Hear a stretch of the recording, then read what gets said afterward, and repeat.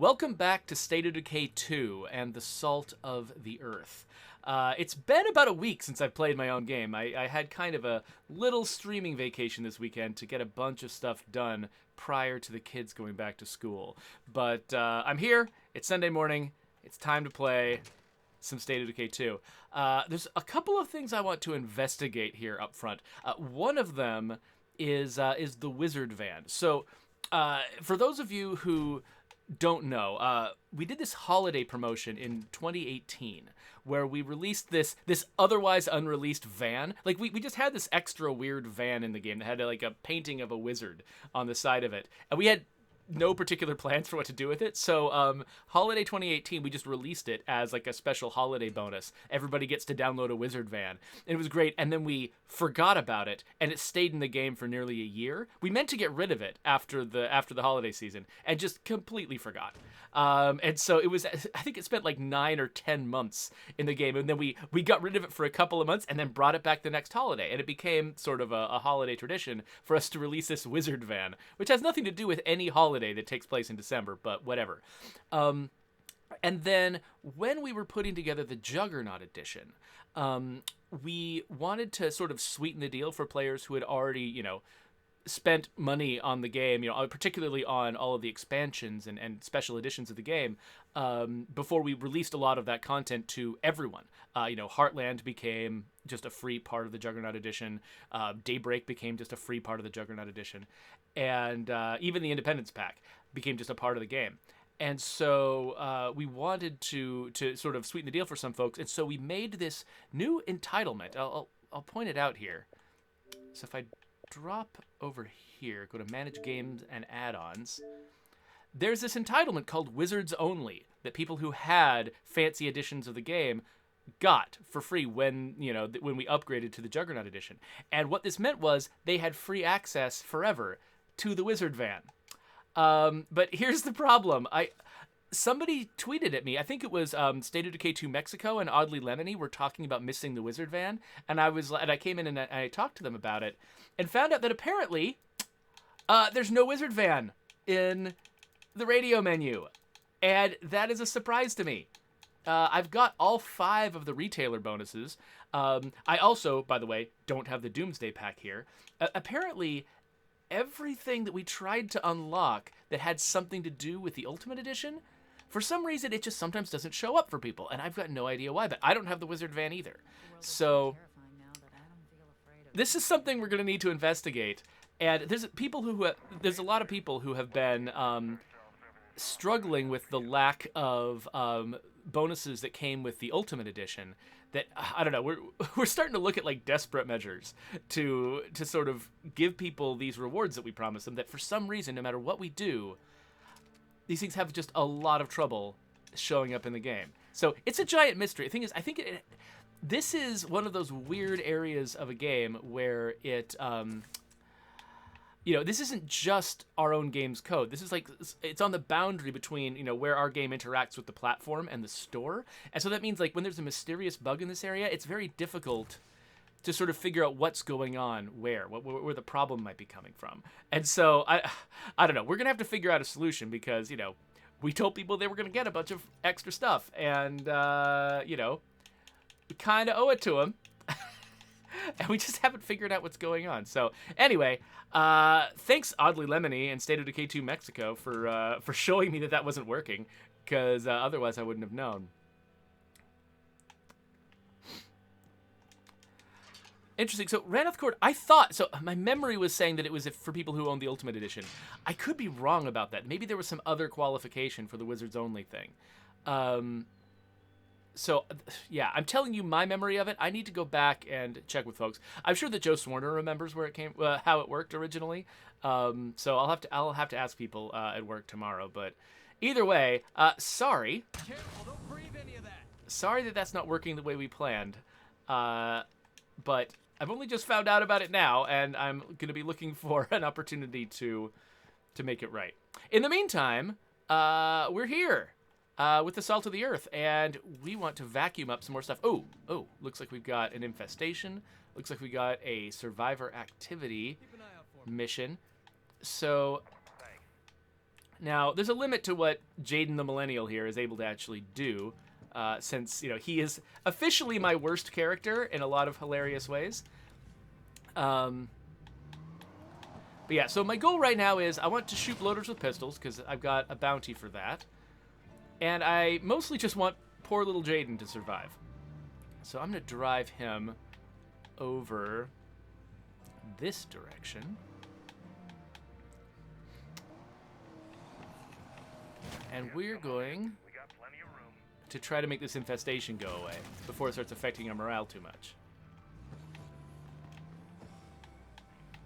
Oh, hello. So, one thing that we have been working on in the background is the way our zombies spawn relative to buildings. Because you just saw that, like, we've got some rules for spawning that don't quite work the way that we intended them. Sometimes you'll see infestations just show up next to a building because they literally couldn't figure out a way to spawn inside. And that's kind of weird, right? So, I mean, it makes it easier to get rid of them. I don't even have to get out of my car. So, convenient, but that's not how that's supposed to work.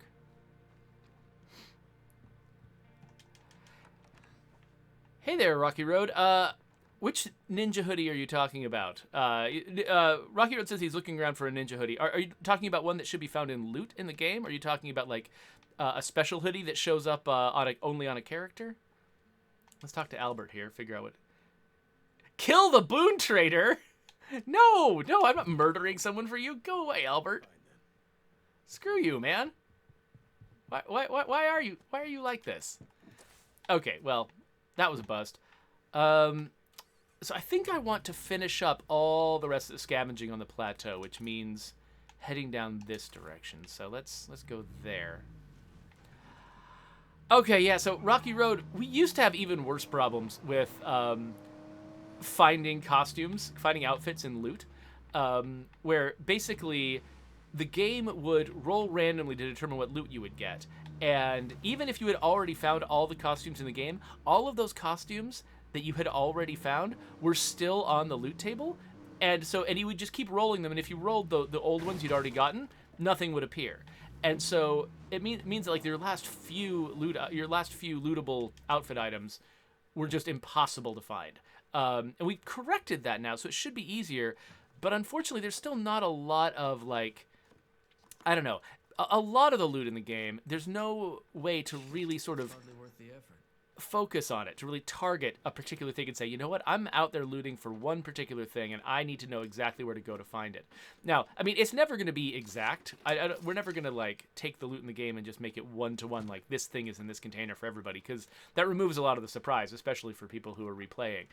But there are probably things we could do to give you more tools for targeting a particular thing and sort of raising your chances of finding that thing. So it's a question we're looking into right now. It'll take a while for us to solve it. I mean, we're talking about big, complicated, randomized stuff in a game, which is always hard to mess with. But that's a lot of racket. Yeah, we're aware of how difficult it is to sort of target specific things. Like if you've got a particular, like, favorite gun, for instance, that we've put into the loot and you want to get that gun for your community, I mean, just good luck. Just keep looting gun stores, maybe or weapon containers. Maybe eventually you'll get it. I don't know. And that's kind of an unsatisfying answer, isn't it? So, yeah. So we're looking into ways we can sort of adjust the way the random system works so that you can consciously raise the chances of finding a particular thing you're interested in. But yeah, it'll take some time because it's a tough problem to solve. Now I realize Jaden here could probably be more effective if he had a larger backpack. But this white backpack matches his white hoodie so well that I just kind of don't care. All right, so let's drop other things that don't stack in here, or things that I'm going to find very little of, like this. Put that in there, and oh, for a second I thought, the way that zombie was moving, I thought he was a bloater for a second, but he was not.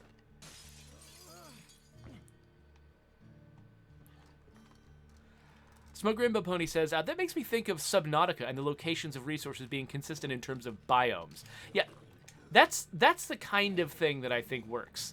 Ooh, plague zombie. like, if we could, like, basically let you narrow down Smell the rotten. where to search for something, even if you can't guarantee that it's in a particular container, if we could at least guarantee that if you search in a particular area, you're more likely to find the thing you've targeted, I think that could make a huge difference. That's a really good approach. I think I've seen everything there is to see Wow. here. Have I already just loaded up my whole character? Yeah, I think I have. Okay, so we'll have to... Let me put as much as I can in the back of this van, and then we'll head back up to drop this off at an outpost before we keep going. Get 2 more things into my backpack.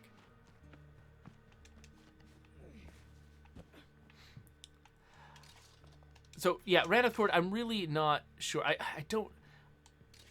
In my head, the Wizards Only add-on was given to people who bought the Ultimate Edition, but that could easily be wrong. That's just my memory. My memory is garbage. The last time I had to think about this was, like, over, like, a year and a half ago. So, who knows what it really is. So, I'll do some more research and find out what's actually supposed to be happening. And hopefully that'll work. But yeah, I don't want to promise you that I remembered it correctly and that and that we can tell what's going wrong from my memory of it. Oh, interesting. Okay, so Joe Swarner just showed up and is saying that actually I misremembered this bug. Okay, good. I'm glad we're not crazy. But he says that that apparently no, we turned off the Wizards Only entitlement. It's not supposed to be working the way it is right now. So apparently it's people who have it who have actually got the bug. Not people. Well, can you take away an add-on? I don't think you can. So are you saying that we removed it from that we removed the van from the Wizards Only entitlement? I didn't think we had done that. I don't know. We'll have to figure it out. Because the last time I looked at it, that entitlement was attempting to grant the wizard van. Like when I looked at the scripting, it looked like that was what was supposed to happen. But I don't know. Anything could be true at this point. I can't even begin to know what arcane things might be going on under the hood of the entitlement system. All right, let's drop off all these things.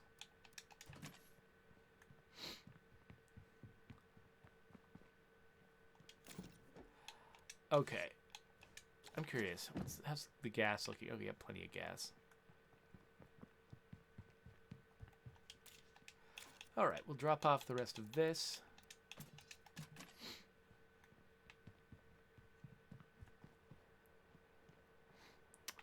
And that was it, wasn't it? So, okay, let's head back down there. Eventually, we'll scab into New Bethany, and I think we'll be done with the plateau at that point.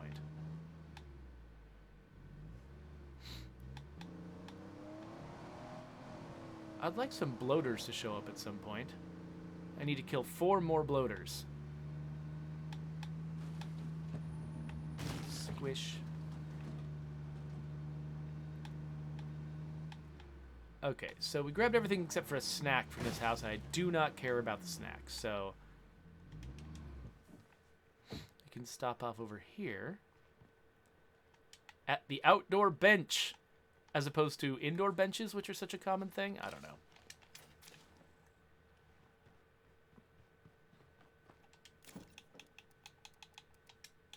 Let's drop this stuff off. So, No On My says, I think what people are saying is bring back the wizard van. Oh, you don't have to tell us to bring back the wizard van. So far, I think we've been pretty consistent that every holiday season, the wizard van comes back. Now, sometimes we're bad at removing it again, but Clean this dump out yet. we're definitely all about putting it in. So yeah, pay special attention to the wizard van next time it shows up, because we've got some fun things in store. Oh, get off.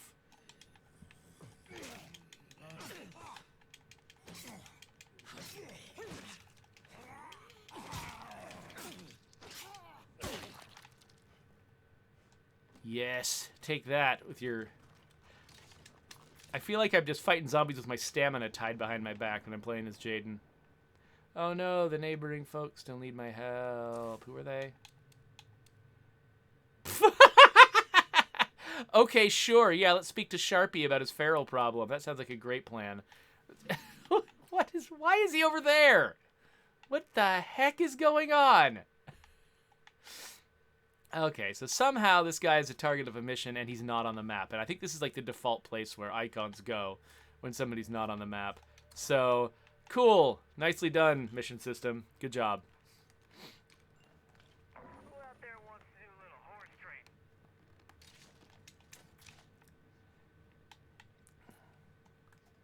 Wait, so does that mean a wandering trader just showed up? Let's see. That's not the map. We do have a wandering trader. Materials supplier. So, I mean, I don't need that badly, but I was planning on coming up to this neighborhood again after I was finished with the plateau anyway, so we'll just keep that guy marked, and we'll head up there at some point soon. I'm sure we've got stuff to get rid of. We've been vacuuming up so much crap from houses. Where am I gonna fit Oh. that? Okay, let's take a trip to the van. Oh, Whoa! crap, it's a juggernaut. Gah! I need a break. Okay, so let's not make any noise over here.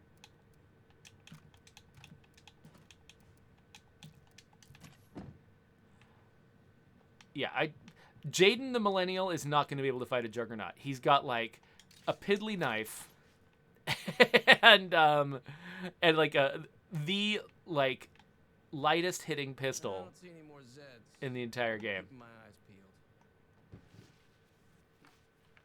What? Oh, I'm taking my life in my hands. Fast searching there for a second. What else are we missing? Ah, that container. Infinite says, knife versus jug. I like those odds. Yeah, you like the odds of watching me I die. think I've seen everything there is No, to thank see. you.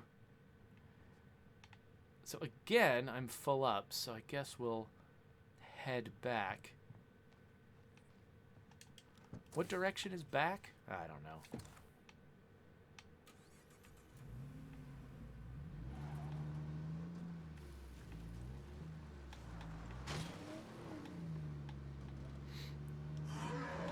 Yeah, shush, Juggernaut.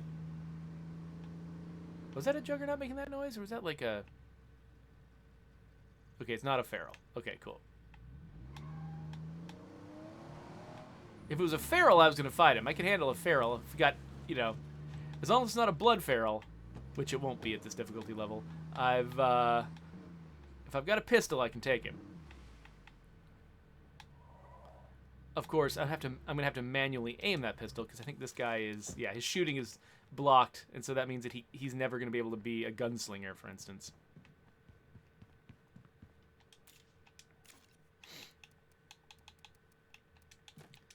All right, so drop all this crap off.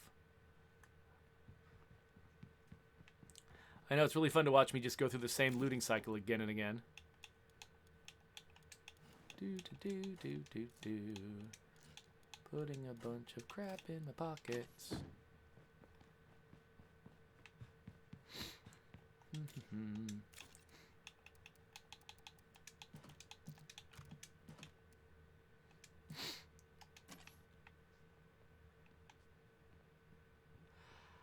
Oh, Brian Menard is pointing out that if you've got a bunch of heavily upgraded outposts and then you like move maps and you get all of that influence refunded, you hit the influence cap.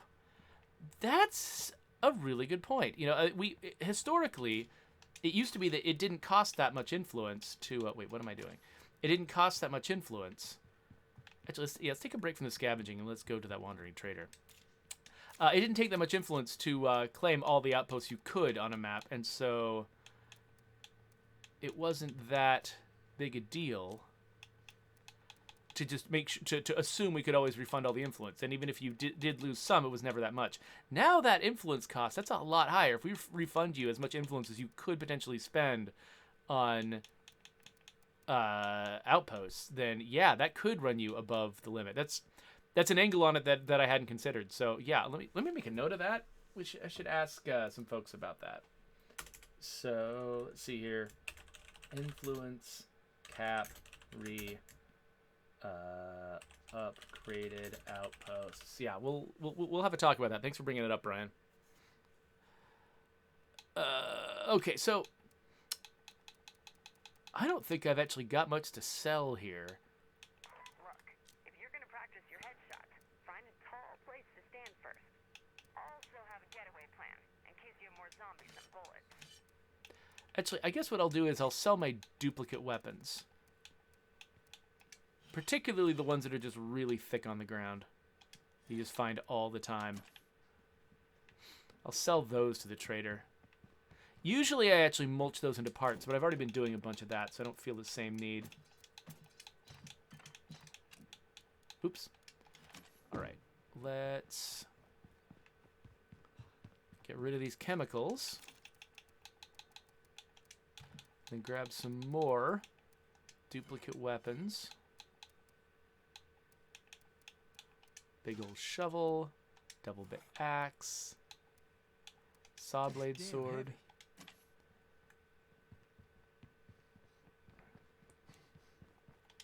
I'll drop one of these off. And then let's go grab that little knife. We don't need that garbage. That's a lot of racket. There we go.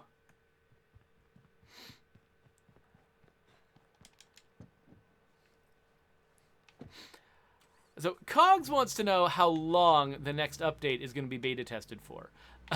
I mean, that implies a bunch of information that I probably can't share, so I can't give you the details. Our plans were already pretty locked in place for this next update, so you know, when we sort of ran into the supply locker crash and we decided to sort of change our approach to using the beta, so I wouldn't expect it to be incredibly extra long, but I also don't. Let's not expect what happens this next update to be representative of what's going to be going on throughout the future life of this game. So our next update's a weird one. It's just kind of a unique little unicorn, so it's going to be different from a lot of other things. Okay, so let's go meet up with this trader. I'm not expecting to actually want to buy a lot of stuff this trader has, because they're a materials trader. That probably means a bunch of melee weapons and maybe some interesting... where am I trying to go? Maybe some interesting facility mods. I think, if I remember right, what this guy's inventory is like.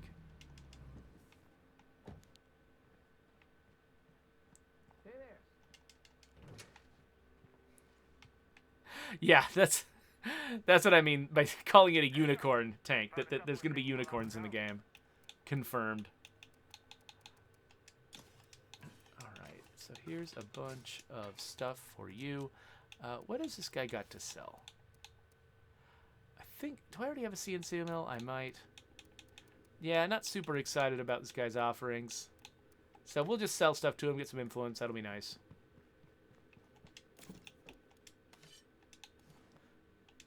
Wait, why am I selling him this backpack? I didn't actually... No. Let's keep the backpack. I don't think that was in there on purpose. So, you ready to start dealing? Yeah, why not? And while I'm here, I mean, might as well see what's in this place and see if I can sell this to you. Hey, welcome to my territory. Let me sell you things in this building you're already occupying. Oh no, zombies. Real soon. Well, actually, none of this stuff was really particularly sell-worthy. Oh yeah, I can go upstairs. Let's see what's up here. Score. Muppet Punk is suggesting that maybe we're adding a Juggernaut mount to the game. Oh, sorry, this game is shipped with a Juggernaut mount. I mean, you can't ride it for very long. But you can totally ride a Juggernaut in this game. Fuck. I'm beat.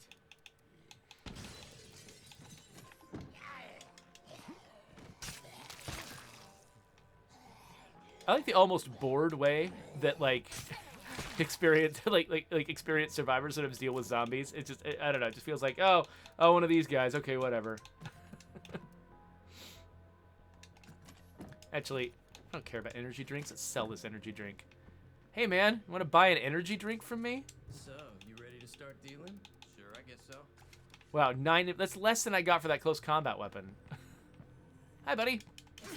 Oh, did you need that arm? Oh, there you go. You don't care now.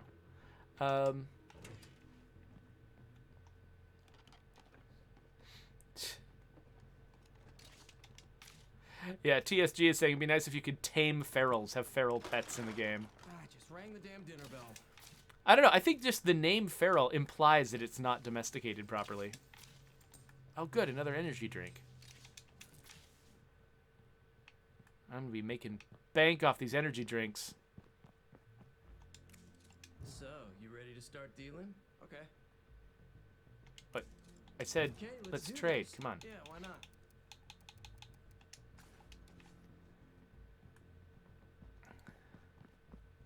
All right, we got that. So let's go back upstairs, see what else is up here. Having a trader around is Better get nice and ready for the convenient. Z's. Getting rid of the stuff that I don't give a crap about, that I don't want to leave lying around. So many zombies. Struck It's out. like some kind of zombie apocalypse is going on. Yeah, no room for that. All right, back we go. Boop-a-doop-a-doop-a-doop-a-doop-a-doop-a-doop.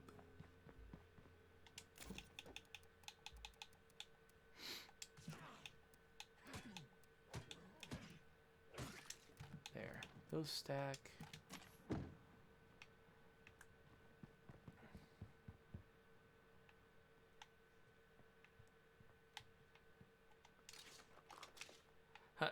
So Set a Hotpot says, have you guys, have we thought about making daytime and nighttime separate game modes? Like, what do you, I'm not sure what you're suggesting. Do you mean like either you're playing the night version of the game or you're playing the day version of the game, but not both at once? Is that what you're suggesting? Or are you suggesting that like when the sun goes down, the type of game it is fundamentally changes in some way?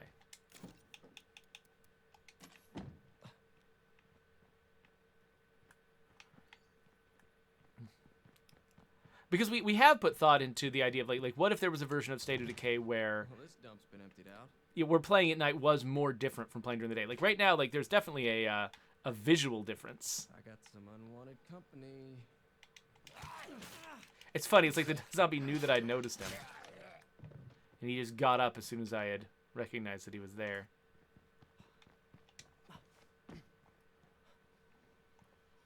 Habitual Bell suggests having a zombie that only comes out at night. Yeah, that one idea that I'd had of the silent feral with who could knock out your flashlights at a distance. That was an idea for a zombie that would only come out at night. I liked that one. Never did that one, but I liked it. Sinister Cheshire points out that there is a game that does that already. It's called Dying Light. That's a good point, and actually that is a very good game. If you're into zombie apocalypse games, I really like Dying Light. I got something you want, you got something I want. Eventually, I did find that one so intimidating that I kind of had to quit. Not because there's anything wrong with the game, but just because it was scary. Let's see, which way do I... Let's drive this car around to another couple spots. Oh, it looks like... Oh, wait, we do have an outpost here. Cool. That will make it easier to vacuum this place up.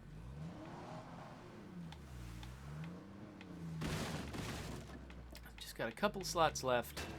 Let's see what's in here. Oh no, making noise. Sure. Oh yeah. Making so much noise. Oh, Jaden, you're so bad at this. Ooh. Where am I gonna fit that?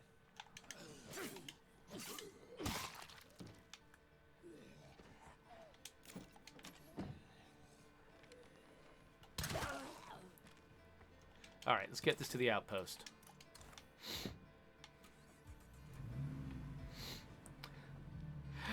Smug Rainbow Pony says, Dying Light. Is that the first-person game that looks like Dead Rising but takes itself seriously? It's the first-person game. It looks a lot like Dead Island. And yes, takes itself seriously. I mean, not like 100%. I mean, most zombie apocalypse games, to some degree or another, are like leaning into the weirdness. But yeah, it's not trying to be like weirdo comedy game like Dead Rising is. It's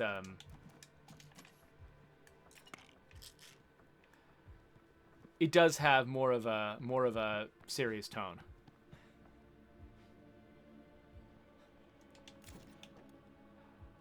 All right, so let's drop off this rucksack in the van and then grab the rest of this stuff. Oh, and I need to start taking apart. I need to start taking apart some of these piles of weapon fragments.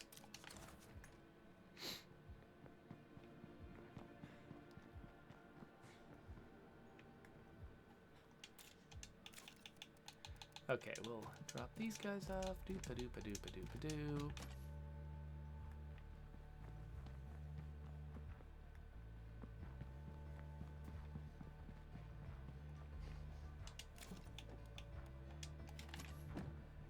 So,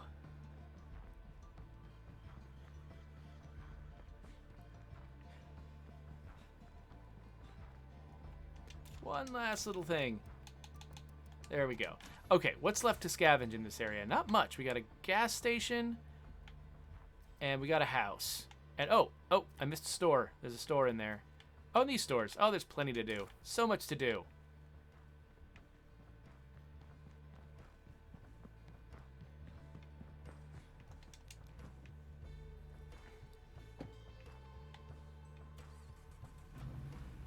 Okay, first we'll head over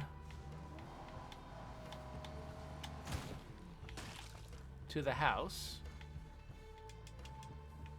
Again, it is fun to be playing on Dread again, where, you know, my cars are not quite made of paper mache. I mean, they're still made of, like, Legos or something, but they're not made out of paper mache.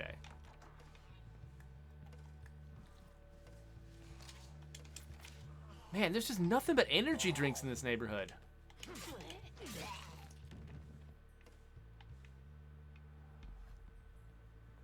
I feel like if I hadn't been selling them, I'd have like a stack of 6 energy drinks in my car. Hey, the occasional random meds rucksack doesn't show up a lot in Nightmare or Lethal, but... Yeah, no room for that. You know what? I'm tired of messing with these energy drinks. Go away, energy drink. Let's head back out here. Drop things off. Okay, we need to talk about something because I'm just narrating really, really vanilla gameplay, and I don't know if that's what people are here for. Anybody listening out there? I could use a hand. Let's figure out something to talk about. Hell yes. So, oh yeah, so recently I streamed Boyfriend Dungeon. And it was right after release, and so, you know, a lot of the events that have happened around the release of Boyfriend Dungeon are things that I have not yet had a chance to talk about, because they hadn't happened yet at the time I was playing Boyfriend Dungeon, but, I mean, I guess, you know, so when I played Boyfriend Dungeon, one of the things I was actually really impressed by, and I commented on this, like, right at the very beginning of my Boyfriend Dungeon video, one of the things I commented on was the fact that they were so incredibly thoughtful when it came to imagining problems that their audience might have, things that would make it hard for them to enjoy the game, and issuing sort of warnings and options to help people deal with that. Like, for instance, you know, if somebody has, for whatever reason, a difficult relationship with their mother, you can turn off the messages from mom that come in as a part of that game. And just don't have to have that as a part of the game. And they also had, you know, a content warning at the beginning, telling folks that, hey, there is, you know, a storyline in this game that's about, you know, stalking and emotional manipulation, and that if that's a problem for you, you know, you might not want to play, that sort of thing. And unfortunately, there's this phenomenon that happens sometimes where when somebody shows that they care about something, like you know, the Boyfriend Dungeon developers showed that they really, really cared about making the game comfortable for their audience, you know, and sort of avoiding putting people through unnecessary sort of emotional hardship, you know, grappling with things that maybe they didn't want to face, you know, while they're playing a lighthearted dungeon crawling game. And I thought that was really cool, and I really admired them for it and talked them up for it. But unfortunately, so there was one sort of legitimate criticism that could be made of the game, and I think that the way that they sort of approach the marketing, which is, if you go to buy, for instance, Doki Doki Literature Club, and you look at the store page, the whole point of that game is that it looks like a frivolous little dating sim, lighthearted, no big deal, and then it takes a turn. And I don't want to go into details about the turn that it takes, but it takes a hard left turn into a different genre. And there's nothing in the imagery, nothing in the screenshots, nothing, that will tell you what it is, except there is a content warning on the store page that says, hey, if you don't want to play something that is disturbing, you might not want to play this game. And that actually kind of adds to the interest a little bit, because, if I just looked at the marketing for it that said, hey, this is a lighthearted, dating sim, I wouldn't have bought it at all. But like, oh, it's just one of those millions and millions of manga-style dating sims that is just, not my thing, and I just would have avoided it. But because I knew there was something weird about it, that led me to play it, and I found it really to be like a really interesting, cool, and fascinating game. And so Boyfriend Dungeon did not have that. The warning for the sort of stalkery content wasn't on the store page. It was inside the game. And so if somebody actually didn't want to experience that kind of content, it wasn't an option for them. If they'd already bought the game, they'd bought the game. There's some platforms like Steam where you can get a refund if the game is something that you turns out you didn't want to play once you saw the inside of it. You can get a refund from Steam. But it also came out on like the Switch and other platforms where refunds are either impossible or a lot harder to get. And so I can totally see the criticism that if somebody was like, oh, no, I am not going to play a game that's got a trigger warning about stalkers, they don't find out about it until they've already made a financial commitment. And that is a legit criticism. I'm like, okay, yeah, no, that makes sense. That, if you're going to have a content warning about the entire game, sure, put it on the absolute front, on the storefront where people don't miss it. That's a legit criticism, and it makes sense. But some folks saw the fact that this developer cared so much as like an opening where they could really do damage to somebody, really sort of let their anger out on someone. And there were some people who actually sent the developer death threats over this problem. And I'm like, I'm all in favor of criticizing developers. You folks criticize us all the time, and we just take it in stride. It's like, yeah, you know what? You bought a thing from us.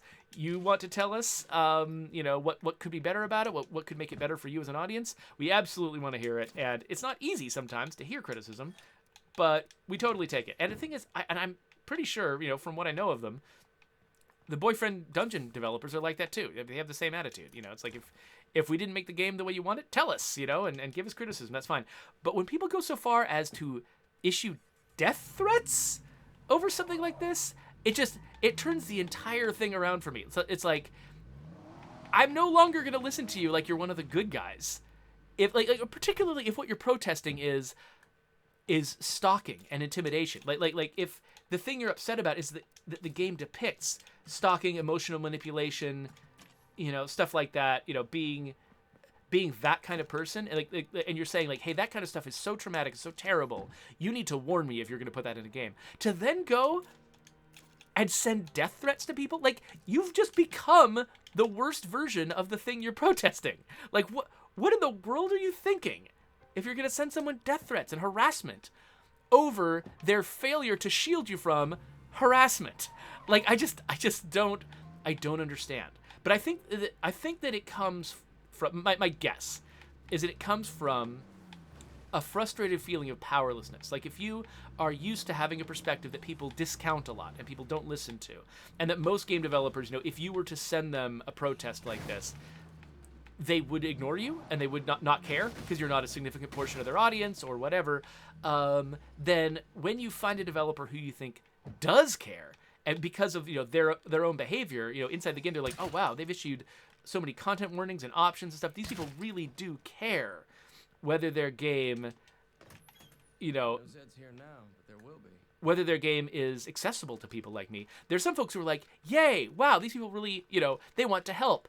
I'll communicate with them in a positive way and, you know, share my experience, and, you know, maybe not everything they did was perfect, and I'll get into a dialogue with them. There's a positive way that you can think about it.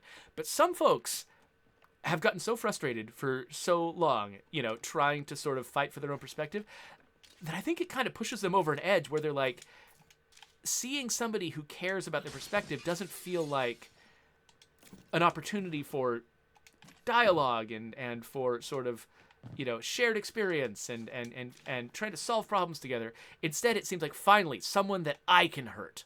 People have hurt me for so long, and now I can hurt somebody. These people care what I think, and so I'm going to use that to make them miserable.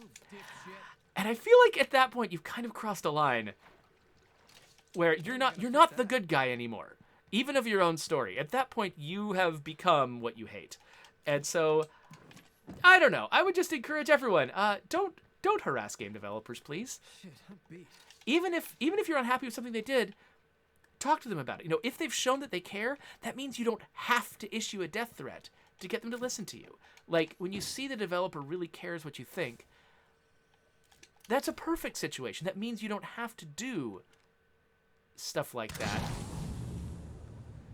in order to, you know, in order to get your point across. Okay, so that was me ranting for a while, and I didn't actually read the chat during that whole thing. So yeah, Jedi Sectrix agrees, death threats are never okay. Let me, while I'm trying to read the chat, let me see if I can sort of casually navigate my way back home, because I've got so many freaking rucksacks now. It is time to head back to the base.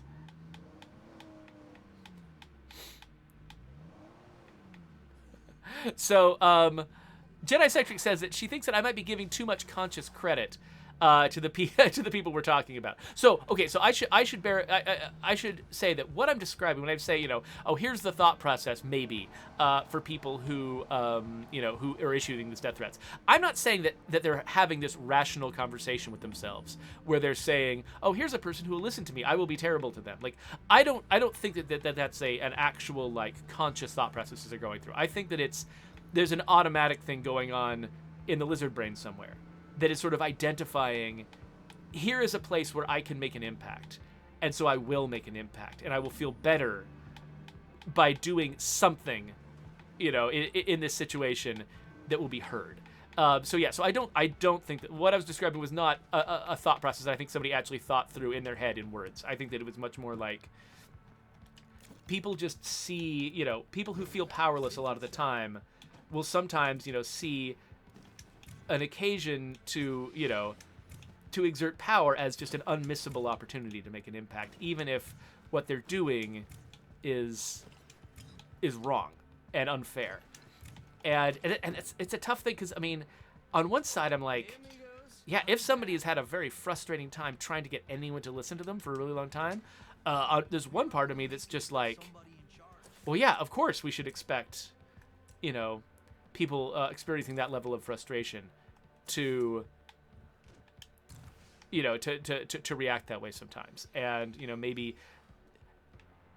we should, you know, have some feelings of understanding. But at the same time, I'm like, I mean, death threats are across a line where it's like, even if I sort of can imagine somebody's perspective and sort of put some effort into understanding where they might be coming from, there are some lines that when you cross them, it's like, you're still the bad guy, you know, kind of no matter what was going on, you know, prior to that, what makes it feel justified and satisfying to you. When you get to death threats, you're just kind of like, okay, no, I understand why you might have joined the bad guys, but you have joined the bad guys.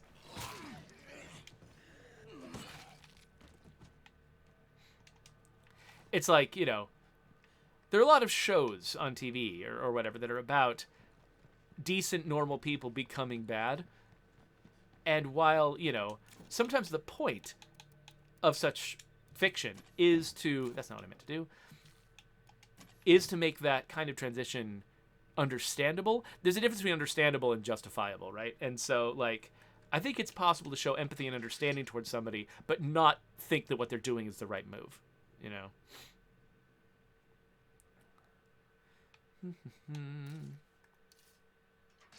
Oh, hey, my computers expert is ready to level up. Let's look at a bunch of people here.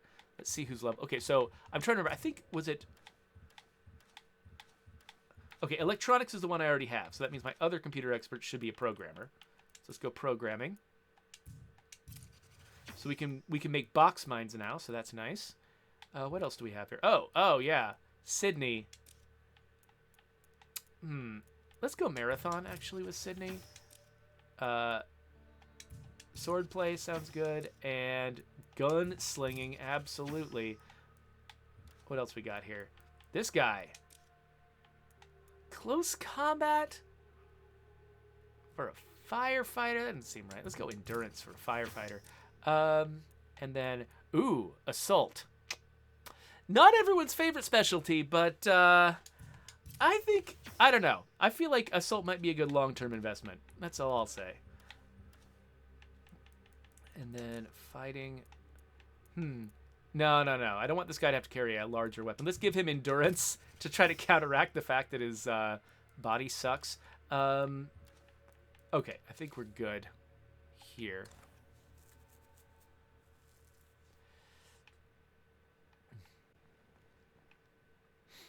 The take says, yeah, I'm not necessarily okay with trying to shield everyone from things that upset them. Not that I'm saying go out of their way to upset people, but you can't expect everything in life to be calming and censored.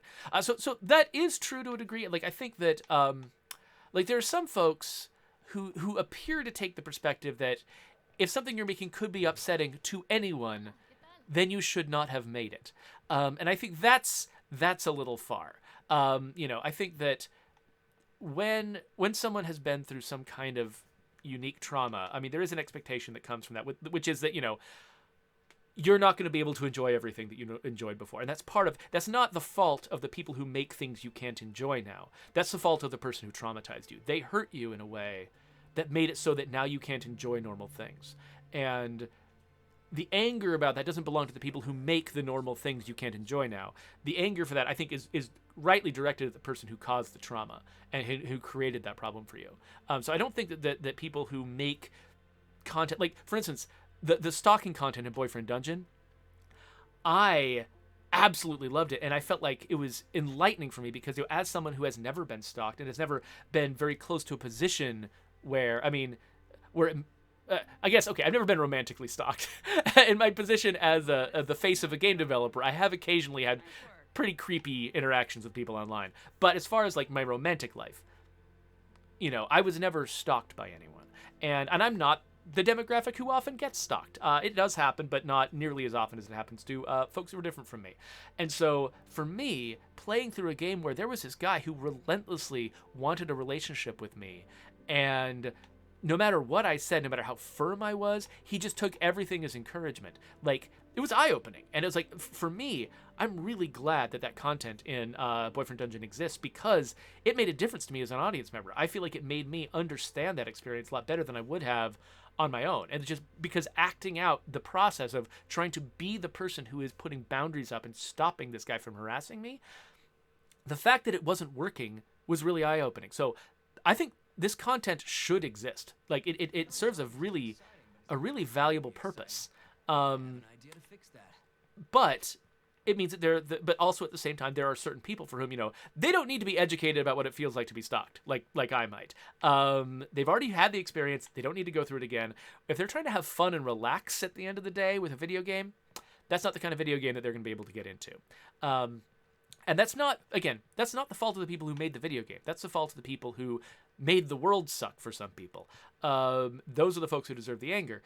But if you're making a game and you feel like the audience for your particular game is more likely to want to remove that kind of content, then it does make sense to sort of issue a warning or like sort of try to hedge around it and make it safer for those folks to enjoy it. And so that's it sort of comes down to like a game by game basis. The idea that no one should ever depict that kind of thing ever in any kind of media because someone might be traumatized, I think that doesn't work, because I think you have to depict that kind of thing in media in order to, like, there's other benefits that it has for society, for people who know and understand that subject matter, to express it in a way that makes other people understand it better. Like, I think that's really important. So we shouldn't just like say like no one ever is allowed to talk about this. But it does make sense if you know your audience is likely to have that kind of experience. Then yeah, it makes perfect sense to issue warnings and protections and like put a hedge around it and make sure that the folks who might be attracted to your game because of what it is understand what they're getting into. So it's so like yeah, I think that if there was some like game that looked like a nasty horror game and it had some of that kind of content in it, it's like obviously people come to this game knowing that it's likely to have nasty, intimidating, traumatizing stuff in it, and they don't come to it expecting to have a different experience. And so you don't need content warnings on that because the content warning is the way it's advertised. But if you're doing something that that might appeal to an audience that could be traumatized in that way, then yeah, it does make sense to sort of to hedge around it and issue fair warning.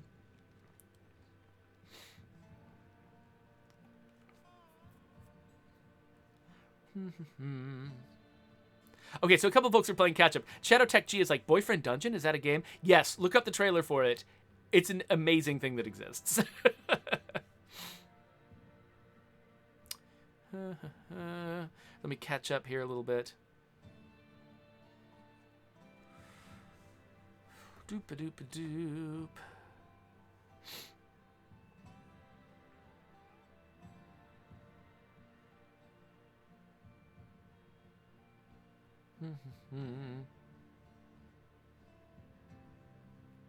So yeah, I think folks are making some good points to each other in the chat, but none that would be easy to sort of go back and integrate into the conversation. But yeah, I appreciate the thoughtful way that folks in the chat are approaching this subject, because there's a lot of folks who just sort of have like really instant reactions to this entire subject matter, who just feel like there's just one right answer all the time for everything, and I appreciate that my audience sort of like sees the nuances here, right? That like there's not one choice that's always right for every game, and there's not one. I want to end this session on a bang, so I'm gonna go try to take out a Plague Heart. But yeah, I appreciate that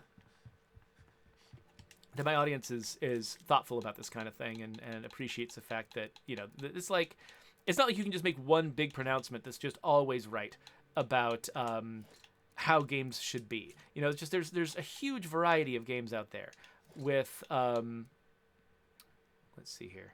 Take one. I think this is what I want. There's a huge variety of games out there that all. Okay, yeah, this guy needs a lot of experience. That all are doing different things, and I think that different situations warrant different approaches, and sort of the whole, some people who are just like 100% anti-trigger warning wherever it is, and other people who are like, no one should ever make any kind of content that's at all objectionable, and I think that the truth is varied and textured between those extremes to different degrees in different situations, and it's good to just, the thing that everyone needs to do when they're making any kind of media is just really know their audience, know what their audience is looking for out of the experience, and then sort of decide to what degree it's really important to match their expectations and to sort of cater to what that audience is really looking for. Sometimes people use the word cater to sound like it's somehow, I don't know. When you talk about catering to an audience, sometimes it's meant to sound kind of petty and silly, like a thing you shouldn't do. But I'm talking about catering the way that, like, I mean, the word actually literally, is about hospitality, right? It's about, you're creating a place, an experience for somebody else to participate in, and you're thinking of yourself as being, the curator of what's meant to be, a good experience for someone. Like if you were catering somebody's party, you're there to make sure that everyone has a good time with your food. And similarly, when you're making a world for someone to live in, they're your guest, and you got to sort of think thoughtfully about what they're going to have a good time doing and try to provide it. And that doesn't mean you can't ever challenge an audience, but if you're going to challenge your audience, usually what you're saying is that I'm making this for an audience who is coming to this specifically to be challenged in this way, and we think that they're going to enjoy that process and benefit from it. Better than nothing. Sorry, whenever I see sort of a cluster of containers that are not officially part of a site, I always feel like I need to grab them because it's not like anything's going to draw me to this location later.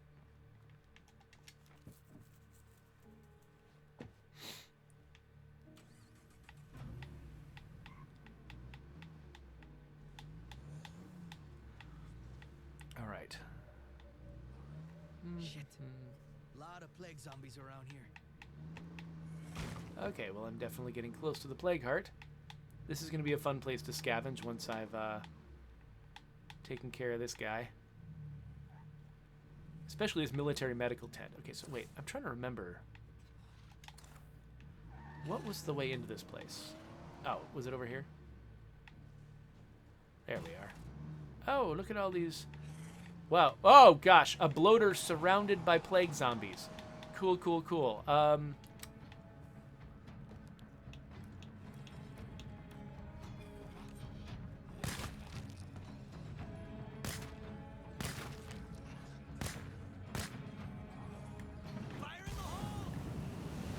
Okay, so I was trying to shoot the bloater past the zombies. There we go. No, not keeping it on the ground. Ah, gosh, okay.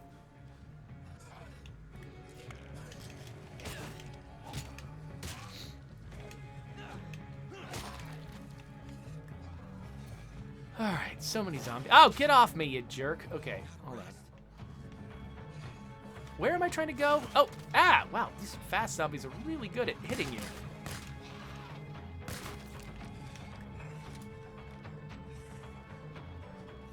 Okay, let's get in here. Place fucking reeks. Like that motherfucker?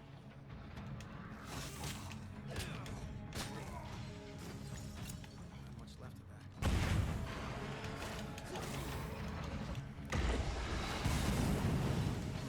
Oh gosh, I'm just surrounded. Okay, hold on.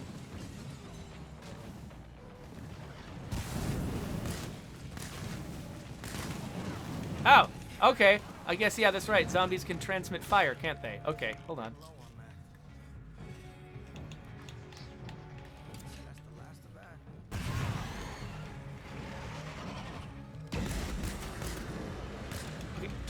of that. Zombies keeping its head low. It's smart. Ow, get off me with your... Oh, is that a feral? Oh, gosh. Okay. No, no, no, no, no, no, no, no, no, no, no, no, no. No, no, no, no, no, no, no, no, no, no, no, no. Stop, stop, stop, stop, stop, stop. Getting up. Okay, we're getting the crap out of here. No, no, no, no. No, where's my freaking car? No.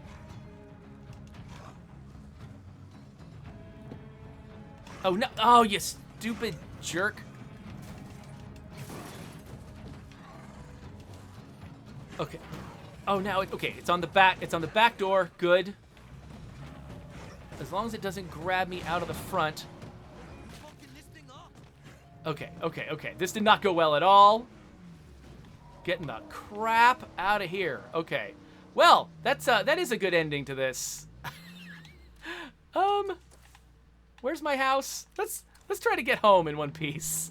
I did not bring a repair kit with me. I can't afford to get into another zombie fight with this vehicle. Where do I turn? Right here. Okay. Whew! All right. I survived. Barely. Wow. Ah. I ain't getting sick. No way. All right. Well, at least we've buttered up that plague heart, so the next time I send somebody down there, it shouldn't be too bad. I guess, you know what? I think I've got the skills now that I can craft C4. I could have made that way easier on myself. Bad news. We left things lying around and some of our supplies were ruined. Oh, right. Thankfully, I found a way to put a few of these ruined bits to good use. 5 meds for 3 bottles of painkillers? Not great. Okay. Cool. So let's get this guy back home. Limp the vehicle back home.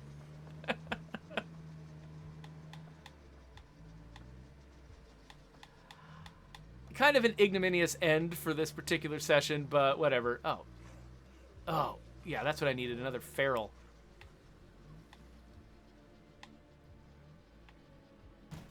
Okay. Hopefully he's lost sight of me. Nope.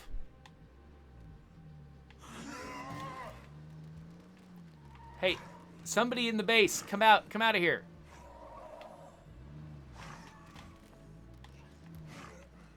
I can't get out of the car while there's a feral around.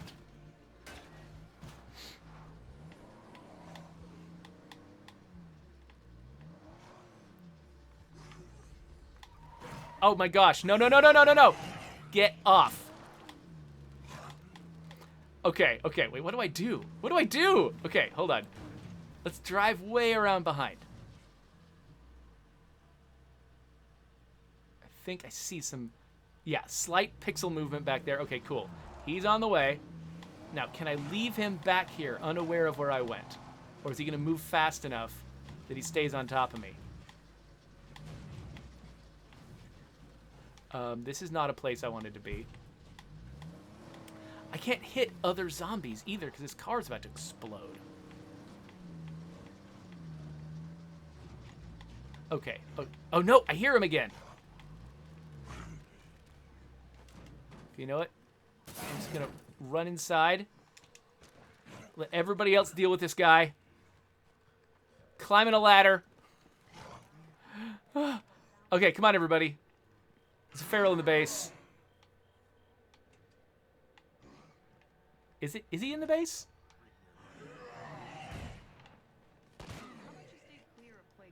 Okay, they took care of him. Thank you. We either need more storage or less crap. Seriously. Okay, let's switch to somebody else. Let's be Ashley.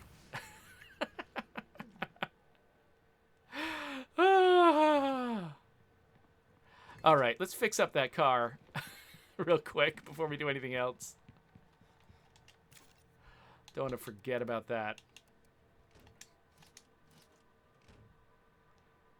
I don't know how many toolkits I'm going to need, but Bandito's got a lot of help. Oh, that's a nice name for a clip there, Jedi.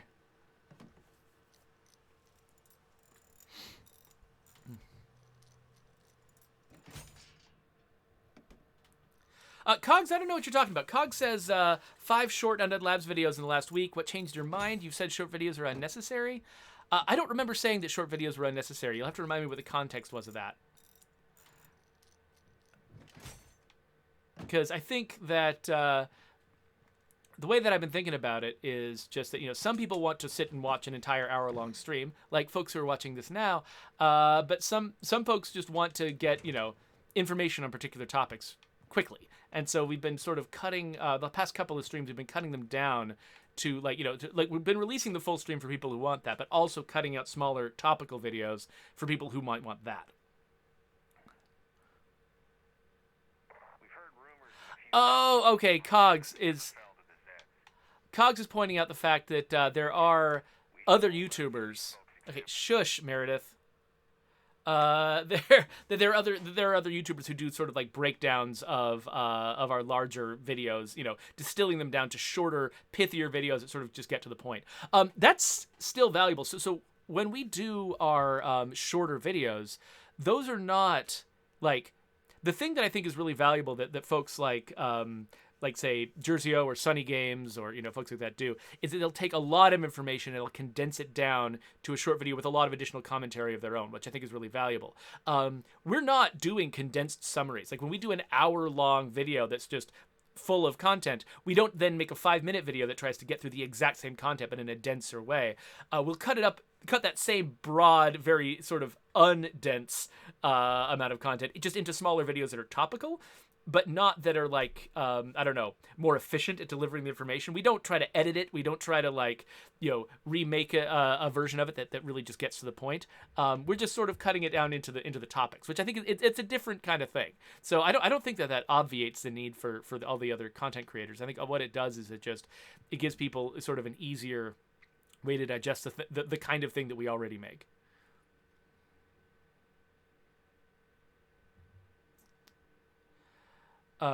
So yeah, I don't know. I like the thing that we're doing. So I don't know. I guess it, I don't know what you're looking for exactly, Cogs. I mean, like, I don't think it's easy to sort of just make like a set of rules. These are the things that we will always do. These are things that we will never do. Yeah, you're suggesting that we use timestamps in the hour-long version. Oh, that's the thing. I think a lot of people aren't going to click on the long version just period because it's intimidating, and so I don't think that necessarily putting timestamps in a longer video is as good as somebody seeing a thumbnail in their feed that is about one particular subject and they know that they want to click on that because they care about that subject.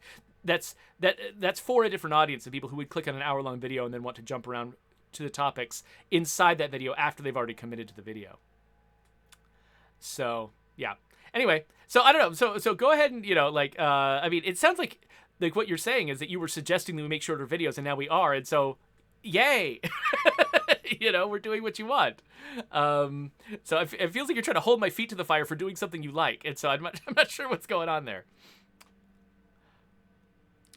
So so Jedi Cytric says, like how YouTube Shorts gets a much different audience than full gameplay videos. So YouTube Shorts is interesting. I don't really watch a lot of YouTube Shorts. I get recommended particular people. Like there's this woman who does this thing called mouth acting. For some reason, every single one of her videos, I don't follow her. For some reason, every one of her shorts ends up in my feed. I'm not sure why. My daughter, my 10-year-old daughter, loves shorts. She'll spend hours just like scrolling through shorts on her YouTube feed. And so it's definitely got its audience. Oh yeah, but Raneth Court is saying, please keep releasing the full stream as you have been doing. Yeah, no, I've got no intention of making people have to watch the shorter videos if what they're interested in is just, hanging out with us for an hour-long stream. That's, totally fine. So anyway, okay, so we've been doing this for over an hour now, so we should probably take a break, go do something else for a bit. But I should mention that, so tomorrow... so normally I don't stream on Mondays, except for doing, the official stream for work. Tomorrow, though, Undead Labs is going to be hosting me, doing a stream on my personal channel. We've been hosting a lot of sort of content creators, who do State of Decay stuff for a while. And for fun, they decided that this week it's going to be me. So my next video in this series is probably going to be a video that was hosted by Undead Labs. I don't know exactly how much larger of an audience that'll garner. Maybe not that much. Maybe there's a lot of overlap between people who watch official Undead Lab streams and people who already watch me. So, it's probably not going to be some, amazing over-the-top ridiculous stream. But it's still going to be fun. So, looking forward to that.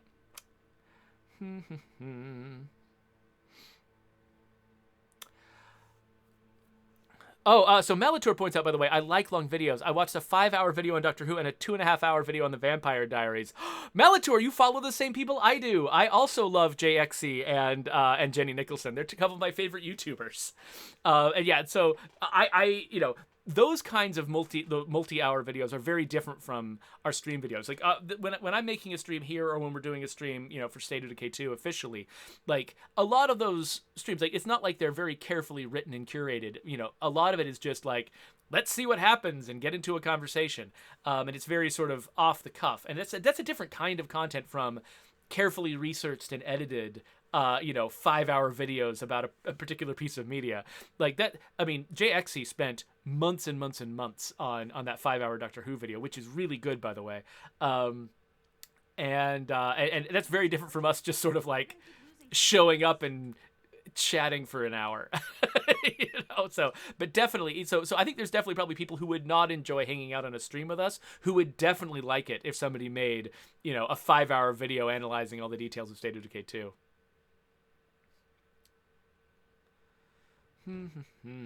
Okay, what am I doing? I keep saying we need to wrap up this video, and I keep not wrapping it up. Let's wrap it up.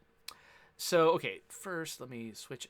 I gotta switch cameras because I've restructured my presentation so that I need to switch cameras in order to switch to our end screen, because if I want to, if I can actually, I've set it up so that my camera only feed can actually use any of my camera perspectives, including this new one that I made, so that when I play with my son, you can actually see him in the chair, and you can see how dirty my carpet is and how much garbage is in my office, which is great.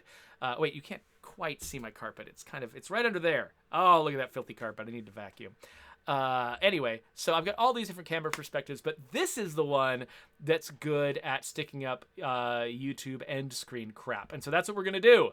I'm going to put a little subscribe button there, links to other videos. My next State of Decay 2 video is going to be there, and that's probably the one that's going to be hosted by Undead Labs. So come and enjoy that. In the meantime, we'll move on to playing some other stuff.